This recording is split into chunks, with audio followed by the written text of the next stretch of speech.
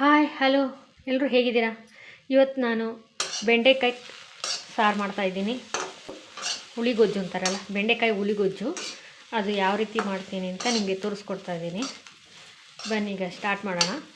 ಮೊದಲು ಬೆಂಡೆಕಾಯಿನ ಈ ಥರ ಸಣ್ಣ ಸಣ್ಣದಾಗಿ ಕಟ್ ಮಾಡಿಕೊಂಡು ಬರೀ ಪಾತ್ರೆಯಲ್ಲಿ ಹಾಕಿ ಚೆನ್ನಾಗಿ ಎಣ್ಣೆ ಏನು ಆಗದೆ ಹಾಗೆ ಫ್ರೈ ಮಾಡ್ಕೊಳ್ಳೋಣ. ಒಂದು 2ರಿಂದ 5 ನಿಮಿಷ ಹೀಗೆ ಫ್ರೈ ಮಾಡ್ಕೊಳ್ಳೋಣ.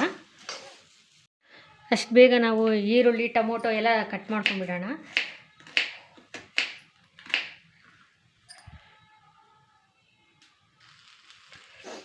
ಟೊಮೊಟೊನ ಈ ಥರ ಕಟ್ ಮಾಡ್ಕೊಂಬಿಡಿ, ಸಣ್ಣಕ್ಕೆ ಕಟ್ ಮಾಡ್ಕೊಳ್ಳಿ. ಹಾಗೆ ಇದನ್ನು ಒಂದು ಸ್ವಲ್ಪ ನೋಡ್ಕೊಳ್ಳಿ, ಅವಾಗವಾಗ ಫ್ರೈ ಮಾಡ್ತಾಯಿರ್ರಿ. ಈಗ ಫ್ರೈ ಆಗಿದೆ, ಸಾಕು ಇಷ್ಟು ಮಾಡಿದ್ದು. ಇದು ಸಪ್ರೇಟಾಗಿ ತೆಗೆದಿಟ್ಬಿಡೋಣ. ನೋಡಿ, ಇವಾಗ ಸಪ್ರೇಟ್ ಮಾಡಿಬಿಟ್ಟೆ. ಇವಾಗ ಸಾರು ಮಾಡೋಕ್ಕೆ ಮೊದಲು ಎಣ್ಣೆ ಹಾಕೊಳ್ಳೋಣ. ಎಷ್ಟು ಬೇಕೋ ಅಷ್ಟು ಎಣ್ಣೆ ಹಾಕೊಳ್ಳೋಣ. ಸ್ವಲ್ಪ ಜೀರಿಗೆ ಹಾಕೊಳ್ಳೋಣ. ಕರಿಬೇವು ಸೊಪ್ಪು, ಬೆಳ್ಳುಳ್ಳಿ ಹಾಕೊಳ್ಳೋಣ.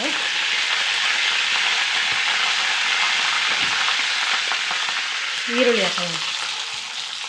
ಚೆನ್ನಾಗಿ ಫ್ರೈ ಮಾಡೋಣ ಈರುಳ್ಳಿನ. ಸ್ವಲ್ಪ ಕಲರ್ ತಿರುಗಬೇಕು, ಅಲ್ಲಿ ತನಕ ಈರುಳ್ಳಿ ಚೆನ್ನಾಗಿ ಫ್ರೈ ಆಗಲಿ.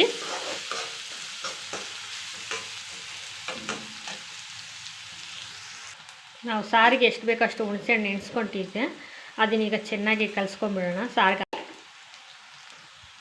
ನೋಡಿ, ಈರುಳ್ಳಿ ಚೆನ್ನಾಗಿ ಫ್ರೈ ಆಗಿದೆ. ಈ ಸ್ಟೇಜಲ್ಲಿ ನಾವು ಟೊಮೊಟೊ ಸೇರಿಸೋಣ. ಇದು ಚೆನ್ನಾಗಿ ಟೊಮೊಟೊ ಚೆನ್ನಾಗಿ ಸಾಫ್ಟ್ ಆಗಬೇಕು.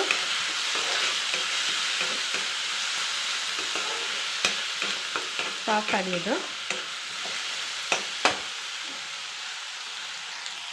ಅಷ್ಟು ಬೇಗ ನಾವು ಹುಣಸೆಹಣ್ಣು ನೀರಲ್ಲೇ ನಮಗೆ ಸಾರಿಗೆ ಎಷ್ಟು ಬೇಕೋ ಅಷ್ಟು ಖಾರದ ಪುಡಿ, ಅಂದರೆ ಚಿಲ್ಲಿ ಪೌಡರ್, ಮನೇಲಿ ಮಾಡಿದ ಖಾರದ ಮಸಾಲ. ಇದು 1-2 ಸ್ಪೂನ್ ಹಾಕ್ಕೊತಾ ಇದ್ದೀನಿ.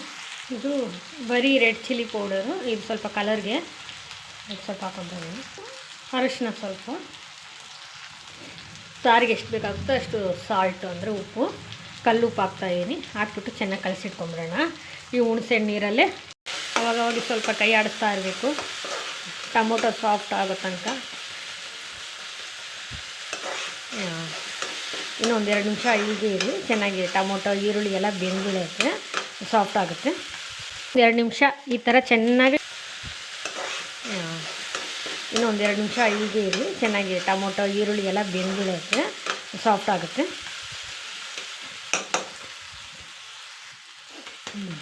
ನೋಡಿ, ಈ ಥರ 1ರಿಂದ 2 ನಿಮಿಷ ಈ ಥರ ಚೆನ್ನಾಗಿ ಸಾಫ್ಟ್ ಮಾಡಿ.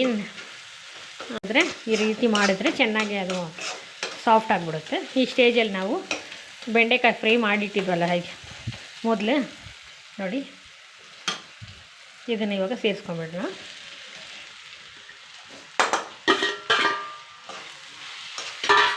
ಅದನ್ನ ಇದ್ರ ಜೊತೆ ಚೆನ್ನಾಗಿ ಕಲಸೋಣ.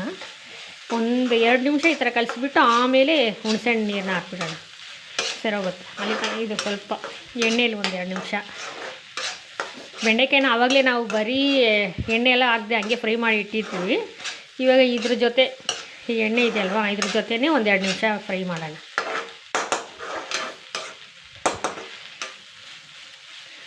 ನೋಡಿ ಫ್ರೆಂಡ್ಸ್, ನೀವು ನನ್ನ ಚಾನಲ್ ನೀವು ಸಬ್ಸ್ಕ್ರೈಬ್ ಮಾಡಿಲ್ಲ ಅಂದರೆ ಪ್ಲೀಸ್ ಸಬ್ಸ್ಕ್ರೈಬ್ ಮಾಡ್ಕೊಂಬಿಡಿ. ಈ ವಿಡಿಯೋ ನೋಡಿದ್ಮೇಲೆ ನೀವು ಇಷ್ಟ ಆಯಿತು ಅಂದರೆ ಒಂದು ಲೈಕ್ ಕೊಟ್ಬಿಟ್ಟು ಶೇರ್ ಮಾಡಿ. ನೋಡಿ, 1-2 ನಿಮಿಷ ಆಯಿತು. ಇವಾಗ ಚೆನ್ನಾಗಿ ಫ್ರೈ ಆಗಿದೆ. ನೋಡಿ, ಅಂಟು ಬರ್ತಾಯಿಲ್ಲ. ಈ ಸ್ಟೇಜಲ್ಲಿ ನಾವು ಈ ಹುಣಸೆಹಣ್ಣು ನೀರನ್ನ ಕಲಸಿಟ್ಟಿದ್ವಲ್ಲ, ಮಸಾಲೆ ಎಲ್ಲ ಹಾಕ್ಬಿಟ್ಟು ಖಾರದ ಪುಡಿ, ಸಾಲ್ಟು ಅದನ್ನು ಹಾಕ್ಬಿಡೋಣ. ಹಾಗೆ ಸ್ವಲ್ಪ ನೀರು ಹಾಕ್ಬಿಡೋಣ. ನಮಗೆ ಸಾರು ಎಷ್ಟು ಬೇಕೋ ಅಷ್ಟು. ಸ್ವಲ್ಪ ಗಟ್ಟಿ ಬೇಕು ಅಂದರೆ ಸ್ವಲ್ಪ ಕಡಿಮೆ ನೀರು ಸೇರಿಸ್ಕೊಳ್ಳಿ. ಸ್ವಲ್ಪ ಇನ್ನೂ ತೆಳುವಾಗಿ ಬೇಕಂದರೆ ಇನ್ನೂ ಸ್ವಲ್ಪ ನೀರು ಸೇರಿಸ್ಕೊಳ್ಳಿ. ಇದೊಂದು 10 ನಿಮಿಷ ಚೆನ್ನಾಗಿ ಕುದೀಲಿ.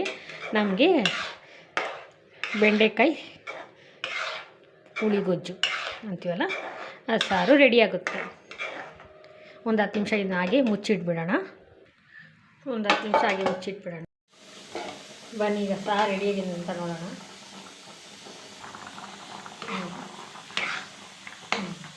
ಸಾರು ಚೆನ್ನಾಗಿ ಕುದೀತಾ ಇದೆ. ಚೆನ್ನಾಗಿ ತರಕಾರಿ ಚೆನ್ನಾಗಿ ಬೆಂದಿದೆ. ಈಗ ಬೆಂಡೆಕಾಯಿ ಹುಳಿ ಸಾರು ರೆಡಿ ಆಯಿತು. ಲೈಕ್ ಕೊಟ್ಬಿಟ್ಟು ಶೇರ್ ಮಾಡಿ. Thank you for watching.